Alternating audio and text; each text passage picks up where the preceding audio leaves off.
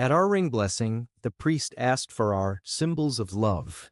He held up a $12 stand-in. I took the mic. That's not my dad's ring. I know where the real one is and what you pawned it for. I'm 31F, he's 33M. We live in Pittsburgh near Bloomfield Row House with a tiny backyard where the tomatoes never make it to the kitchen because we eat them standing up with salt. This all happened over the last 4 months. It started small and got loud. I didn't plan the ending, but I did decide it. We got engaged last summer after 3 years together. His name is Matt. He works for a commercial HVAC company. His forearms are always banged up, and he's weirdly passionate about ductwork. I'm a pediatric OT at the Children's Hospital. We met at my cousin's barbecue in Sharpsburg. He turned up late with a 6-pack of Icy Light and a container of potato salad his mom sent. He was wearing a battered Pirates cap and made a quiet joke to me about pierogi races that made me laugh too hard for a stranger's comment. The first year was easy.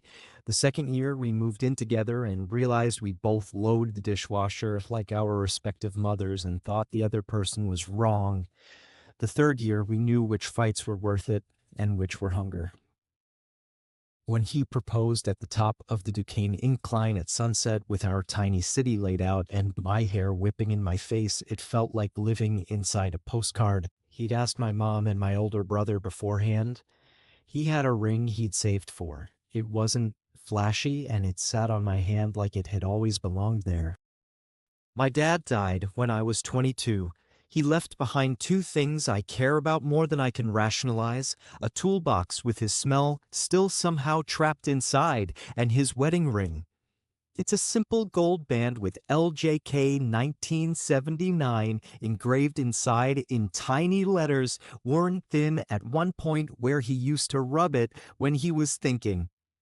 He wore it until hospice. He gave it to my mom to give to me when the time comes. The plan, ever since I was a teenager listening to my parents slow dance in the kitchen, was this. My husband would wear my dad's ring. That was the symbol. My mom kept it in a little jewelry box in the freezer because she swore no one robs freezers.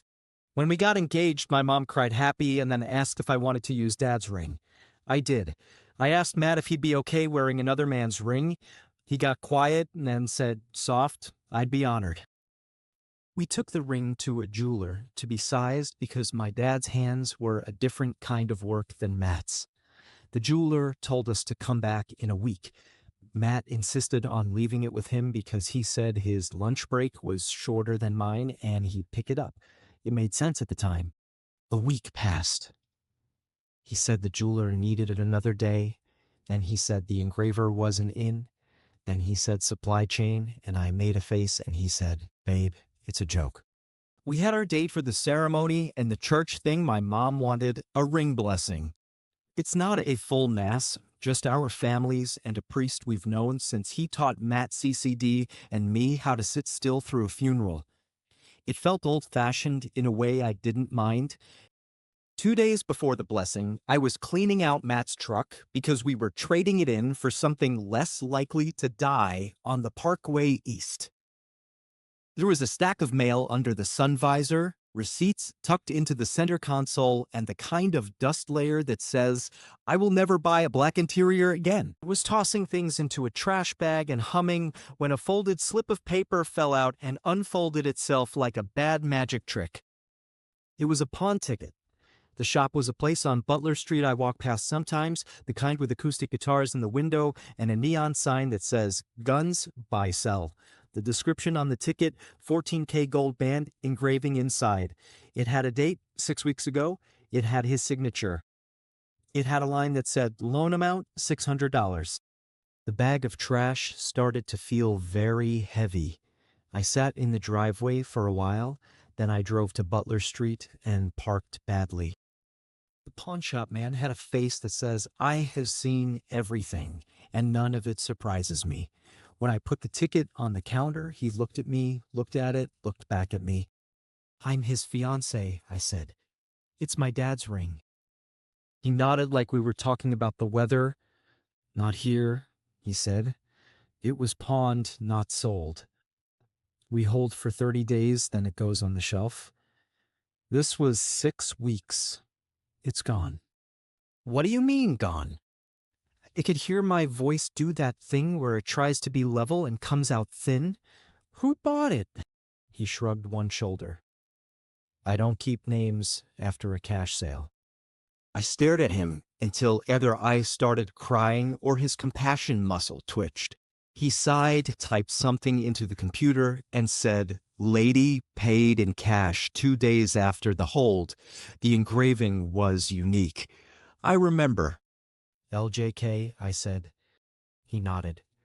Lady said it was for her son. I went home. I sat in our kitchen and stared at the fridge magnet that's shaped like a pierogi for longer than is normal to stare at a magnet. When Matt got home, I had the pawn ticket on the table. He said, "Oh, not what's that? Not that's not mine. Just oh." I waited. He sat. He rubbed his eyes and said, "I was going to tell you." When? I asked. Before or after the priest blessed the Amazon ring? He flinched. It's just for the blessing, he said, too fast. I ordered a placeholder. The jeweler messed up. I didn't have the money for the resizing and... You pawned my dad's ring, I said, and felt the world tilt a little. I was going to get it back, he said. I just needed a loan. For what? He looked at the floor like it owed him something. Don't be mad. Don't, I said, is not a reason. He dragged a hand across his face. I had a rough stretch with bets, he said. I covered it, but I was short. The ring was right there. Bets. I knew he liked sports. I knew Sundays he shouted at the TV in a way that scared the cat. I didn't know it was a thing. How rough. He told me it was a small hole. He used that word. A hole. A few thousand, he said. I took a loan from a guy at work, and then I paid him back, and then I lost again, and Babe, I was always going to get the ring back. I just ran out of time. Who has it? I asked. He shook his head. The next morning I called the pawn shop again. The owner took pity. He remembered the woman's hair, the way she counted 20s. He said she mentioned Shaler. It was nothing. It was something. I told my brother, Nick. He is a quiet man with big hands and a job that requires a lot of steel-toe boots. He said nothing for a long minute and then said, "We'll go down there." Shaler is not one street. It's a whole township of ranch houses and chain-smoking men mowing lawns at 7 a.m. We drove around like idiots for an hour, and then Nick, who is infuriatingly good at finding needles in fields, said, "Think like a son." We drove past pawn shops. We drove past guys in Yankees hats. Finally, at a thrift store, we saw her, a lady about my mom's age, standing at the counter, arguing with a clerk about a return policy, wearing a gold band on a chain around her neck like a medal. I don't know how I knew. I just did. I waited outside like a creep. When she came out, I stepped forward and said, "Hi." She actually smiled. "Hi, honey." This is going to sound insane, I said, and there it was, the phrase that starts every chapter you don't want. "That ring, can I see it?" She held it like you would any nice thing, careful not to drop it, a little suspicious of strangers. The chain was kinked where a clasp had been repaired. The ring dangled like it belonged to no one and everyone. I said, "Can I?" and she put it in my palm. I looked inside. LJK 1979. My dad's initials. My parents' wedding year. The letters looked at me like eyes. I swallowed my heart and said, "That was my dad's." Her mouth fell open. "No." I nodded. "My fiancé pawned it without telling me," I said. "I'm trying to get it back without taking your kindness and running." She closed her hand around mine and the ring. "Your father?" she asked. "Is he?" "Gone," I said. 10 years. He'd want me to be polite about this, which is why I'm standing here instead of yanking it and sprinting. She looked at my face, and something maternal in her rearranged. What did he pawn it for? She asked. Gambling, I said. Sports.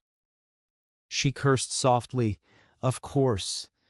My son, too. That's why I bought this. He's getting married in August. His dad never did right by him. I wanted him to have something. I imagined her son's fiance's face when she saw my dad's initials inside her husband's ring. I imagined mine if the roles were reversed. I let the ring sit between us. I had $200 in my pocket and a credit card with an ugly limit and my dad's ghost at my shoulder. How much did you pay? $750. I said, I'll give you $1,000. She almost cried. Oh, honey, no, she said. I can't take that. Please, I said. Let me feel like I rescued something. She shook her head and pressed my hand back to me. Give me what you have, she said. Let me be the one who did something right with the thing a man broke. We went to the bank. I withdrew what I could. I gave her $600 and my gratitude and my number. She gave me the ring. I held it in the parking lot and felt something in my body that had been clenched since I was 22 unclench, maybe a quarter inch. I called my mom from the car. She cried like water after thirst. I didn't tell Matt right away. I wanted to see who he was if I didn't fix it for him. At the ring blessing, the priest asked for our rings. Matt pulled out a cheap band. He stood there holding it like it was fine. I took the mic and took the air out of the room. That's not my dad's ring, I said. He pawned my father's ring 6 weeks ago. I found the ticket. I found the shop. I found the woman who bought it to give to her son. I bought it back. I have it. My mother gasped in a way that will be family lore. His mother made a sound like a kettle. The priest looked like he wanted to crawl under the altar. I reached into my little clutch bag and pulled out my dad's ring. The light caught it. It was just metal. It was the whole point. Matt said, "Can we talk about this later?" through a teeth grit smile. No, I said. And that was it. The blessing dissolved into Auntie's murmuring and my brother standing a half step behind me like a wall and his dad staring hard at his son and the priest pretending to fuss with the stole. We left. I went to my mom's. Matt went to somewhere that wasn't my house. That night he texted, "I messed up. I'll fix it." The next morning I looked at our accounts. There were withdrawals I hadn't paid attention to because that's what love lets you do when you think you're safe. There were deposits from strange apps. There was a credit card in his name with a balance that made my hands go cold. He'd been juggling. He'd been lying. He came by at noon with a face that looked like it had seen the underside of a porch.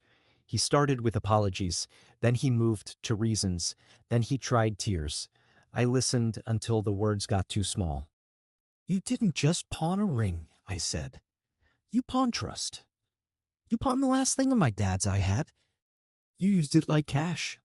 I was going to get it back, he said again like a stuck clock. You didn't, I said. He asked for a second chance. Again. He said he'd go to GA. He said he'd give me his passwords. He said he'd never bet again. He said all the things liars say when they're not ready to stop lying. I asked if this was the first time he'd pawned something. He didn't answer. I asked if he'd used any other cards. He said no too fast. I asked if there was anything else I needed to know. He said no and then hesitated and then said, I borrowed from my mom. Okay, I said. Call her. We sat at the dining table with his mother on speaker. She said it was a phase. She said boys and their toys. I said he pawned a dead man's ring. She got quiet. She started crying. She said it was her fault for talking about weddings and babies and making him nervous. I hung up. I canceled the wedding that afternoon. I sent emails to vendors with my name, my invoice number. We will not be moving forward. I called the church and told Father John we'd be in touch about a different kind of blessing someday. He said, "I'm praying for your peace," and I believed him. I called the woman from Shaler and told her I got the ring back, and she cried and said her son's fiance bought a ring with money they saved from not going to the casino anymore. We're not the same, but we're in the same neighborhood. I moved the ring into my mom's freezer where it has always lived most safely. The next day, his brother came with him to get his stuff. They were both quiet men who have carried too many couches, wordless, efficient, a little sad. His brother hugged me in the doorway and said, "You did the right thing," and I didn't feel good for hearing it, but I was grateful. I slept at my mom's for a week. I toast and drank coffee that tastes like my childhood and did not make any decisions about who I was going to be next. Small local sentence. Ate a Premont Brothers sandwich in the strip with my brother because grief is weird and coleslaw on fries is a kind of therapy. The following Monday, I went back to work and told two people the truth and one person, everything's fine. I put my hands on tiny wrists to teach spoons and laces and the difference between fair and unfair and tried not to laugh at myself because life is on the nose like that sometimes. I blocked Matt's number for a while and then unblocked it because I didn't want my fear to be a filter. He sent 2 texts about GA. He sent one about missing my laugh. He sent one about a parley he would have won and deleted it before sending because his follow-up said, "Sorry, wrong person." I didn't reply. His mom sent a long Facebook message about how marriages are work. I didn't reply to that either. Work isn't pawning a dead man's ring. Work is unloading the dishwasher even when the other person stacks the plates wrong. My mom gave me back the deposit for the caterer without telling me, and I cried like a faucet left running because help feels so holy when you've been carrying stuff alone. My brother came over and fixed the wobbly table leg with a look that said, "This at least is a thing I can make right." I didn't tell many people the ring story. It's not the kind of story that makes you look cool. But I told enough that I didn't have to say, "Oh, we just wanted a longer engagement at parties." The summer crept forward the way Pittsburgh summers do. A few gorgeous days that make you think the city is a secret garden, then a week where the inside of your shoes feels humid. I weeded the tomatoes. I pulled out the invitations and recycled them. I put the veil my aunt sewed for me back in the closet and decided to be a person who owns a veil for no good reason. Then the updates started writing themselves. Updates. Update one week after the ring blessing. I canceled the wedding. He moved out. I have my dad's ring back and I put it somewhere cold and safe because the freezer is a church where jewelry is concerned. Matt sent an email with the subject line "plan," which made me laugh out loud in a McKnight Road parking lot. It had bullet points, GA meetings, paycheck transparency, debt repayment schedule, counseling. It looked tidy. It also looked like a thing written by a man who has done something like this before. I didn't respond. I forwarded it to my therapist and said, "Is this what sincerity looks like?" And she said, "It looks like fear of consequences." That didn't mean it wasn't also sincerity, but it helped to name it. His mother texted my mother an apology that started strong and ended with, "Boys will be boys." My mother did not respond because she has learned in her 60s that silence is an answer. Small USA local sentence: got stuck in the Squirrel Hill Tunnel at 5:15 p.m. and listened to the sports station talk about betting lines, turned it off, and rolled down the windows. Update 2, 3 weeks after. I met with a lawyer for an hour to ask questions I didn't want to have. We were never married, so untying is easier, but we signed a lease together and a few vendor contracts. He walked me through it. He said I'm sorry in a way that sounded human, not transactional. The jeweler called. He was mortified that he'd let the ring leave his shop with anyone but me. I told him it wasn't his job to be my fiance's keeper. He offered to clean it for free when I was ready to bring it back. I said not yet. He said, "When you're ready." Matt sent me a photo outside a church basement with a GA sign. He wrote, "First meeting." I didn't reply. He sent one-line updates every few days like he was proving something to an invisible judge. He wasn't wrong. I am my own judge in this. He said, "I told them about the ring." He said, "I'm ashamed." He said, "I'm sorry again."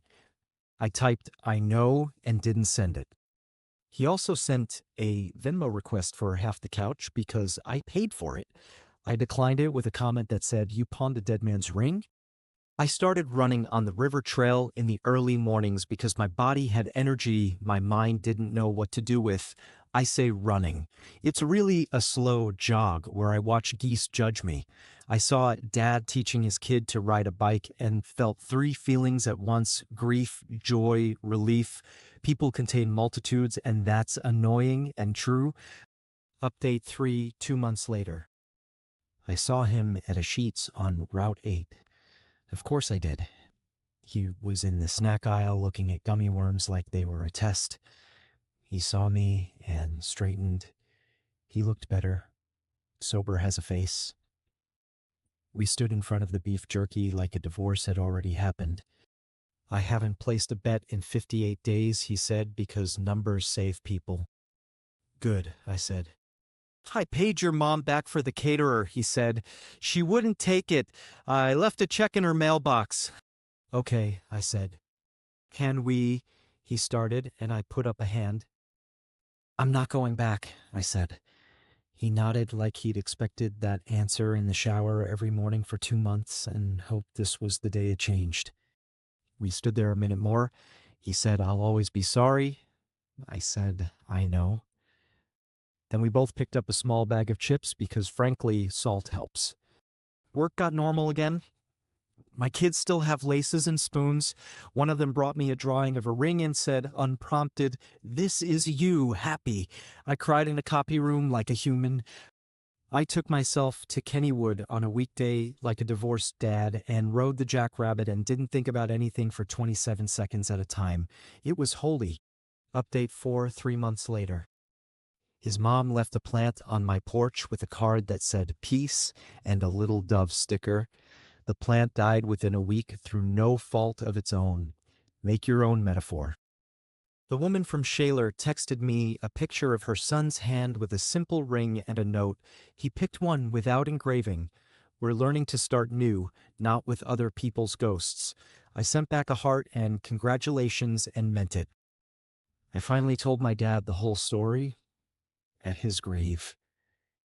I know that sounds like a thing people write in books and not a thing people do. I sat on the grass and told the air what happened. The air didn't answer. I did. I said out loud, "I handled it." It made me feel both stupid and brave. I'll take it. Small local sentence. Drove to Ohiopyle and sat by the river and ate a turkey sandwich in the shade, watched a kid fall in and pop up laughing. Update 5, 4 months later. I went on a date.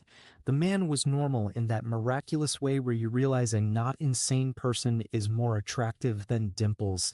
He's a teacher at a high school in Lawrenceville. He talked about kids with so much affection it made me miss my job while I was on my job. We got pizza on Liberty Avenue and he asked me about my life like it was a present to open slowly. I told him the ring story on day 2 because I don't want to pretend my past isn't in the room. He said, "That sucks. And I'm sorry, and do you like Lagoon or ranch with your pizza?" He didn't use the story as a mirror for his own heroics. It felt like respect. Matt sent one more email. Subject, amends. Body, I'm making them. I know I don't get to make one with you. I wanted you to know I haven't bet. I'm working on why. I'm moving to a smaller apartment. I gave my mom back the money. I'm seeing a counselor. I hope you're well. I didn't reply. I didn't block him either. Some things aren't doors. They're windows you close and open depending on the season. The ring sits in the freezer. The other day, I went to get ice and touched the jewelry box without meaning to. I didn't cry. I smiled. I said, "Hi, Dad." to a cube tray like a person who talks to appliances. Progress. Update 6 months later. His brother reached out. He asked if I'd be okay with being included in a group chat for Matt's celebration of 180 days. GA does coins like AA. I said no, but I appreciated the thought. I'm not mad. I'm also not his audience. People ask if I regret the ring blessing moment, if I should have pulled him aside. If airing it made me cruel, I don't. He made the mess in public by standing at an altar with a cheap band and a prepared smile. Shame lives in the dark. I didn't light him on fire. I turned a light on and walked out. I went to a Pirates game with my brother and ate peanuts and let my brain go quiet while men in white pants tried to hit a ball. My brother asked if I wanted to throw the first pitch at the next family picnic, and I said I'd rather not publicly humiliate myself twice in 1 year. He laughed until he spilled beer. The teacher is still around. He's careful with my time. He texts, "Made you coffee," when I'm running late, and actually does. He asks, "Do you want me to come over or do you want to be alone?" and doesn't pout when I pick alone. He met my mom and she did not try to put a plant in his hands and call it peace. Progress all around. Small USA local sentence, stopped at Eaton Park for pie with smiley faces because sometimes you need a sugar cookie that looks like it believes in you. Update 8 months later. I took the ring to the jeweler to be cleaned. He didn't say, "I told you so," with words. He said it with a soft way of handing me back something that looked like sunrise. He said, "It's ready when you are." I said, "Me or someone else." He nodded like wise men in movies. I'm not there yet. Maybe I will be. Maybe I'll wear it on a chain someday. Maybe it'll sit in the freezer until my niece graduates college and asks me, eyes big, can I use it? And I'll say yes if the man is kind and if he would never put a dead man's ring on loan for a website login. Matt's mom sent a real apology. No boys in it. Just, "I'm sorry. I hurt you when I tried to fix him. That was not my place. I hope you have peace." I sent back, "Thank you," because absolution is not in my job description, but manners are. My therapist asked me what the story would be called if it was a book. I said, "The freezer is a church," and she laughed and then wrote it down, which is how I know it was good. Update 8, 1 year later. We reached 1 year since the ring blessing. I didn't mark it with anything fancy. I woke up, hit my snooze twice, fed the cat, watered the tomatoes, and went to work. At lunch, I sat on the steps outside the hospital and watched a dad help his kid open a juice pouch and not spill it. He failed. The kid laughed. The dad laughed. It made me feel human in a way that doesn't have a label. The teacher asked me to go with him to his sister's wedding. I said yes, and then I went to my freezer and tapped the jewelry box like people tap wood. It felt like saying grace. If you're reading this because someone pawned a piece of your past or lied in a way that made you question your own eyesight, I'm sorry. You're not crazy. Small local sentence got stuck behind a garbage truck on Liberty at 7 a.m., windows down, radio on low, sun in my face, and for a whole block, I didn't think about any of this. It felt like the version of peace that sneaks up on you at red lights.